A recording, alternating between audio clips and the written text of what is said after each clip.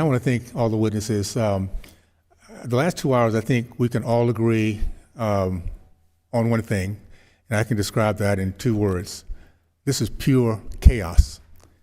How do you destroy a college student athlete model that's worked for all these years? Chaos.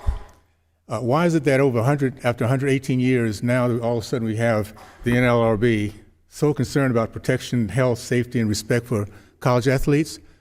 That was because of the NIL. There's a lot of money on the table. It has nothing to do with the athlete. It has to do with the fact that it's a very,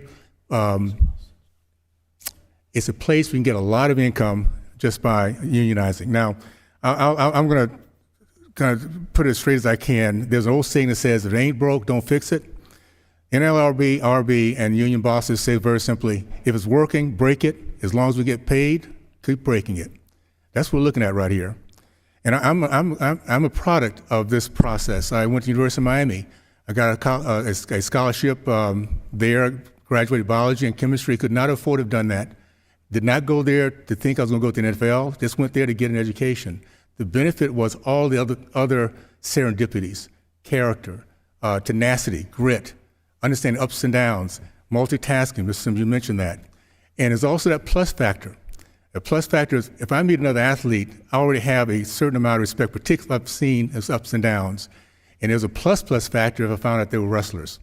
So these are things because we understand that character being built in our process. Guess who doesn't care about that? NLRB and the union bosses. They don't care about, they're not stakeholders, they're not coaches. They're not there to see how this program falls and works out for the athlete down the road.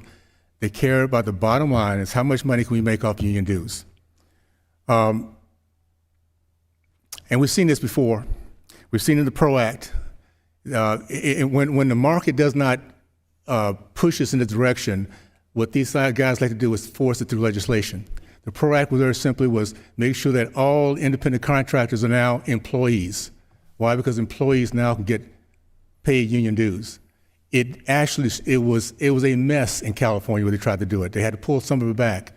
Right now we're looking at 18 and 19-year-old kids being asked to be employees and to navigate this process of getting an education at the same time trying to figure out how can I make the most out of the time I'm here, how much money we can make.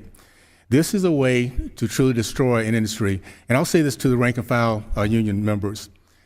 Just know that there will be a lot of profit in the coffers of the union, but your kids, your son, your daughter, your niece, your nephews, they will be impacted by this when their programs disappear.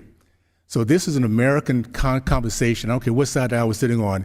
We want our kids to have the greatest opportunity to build them the character we need to have the kind of productive Americans we need down the road.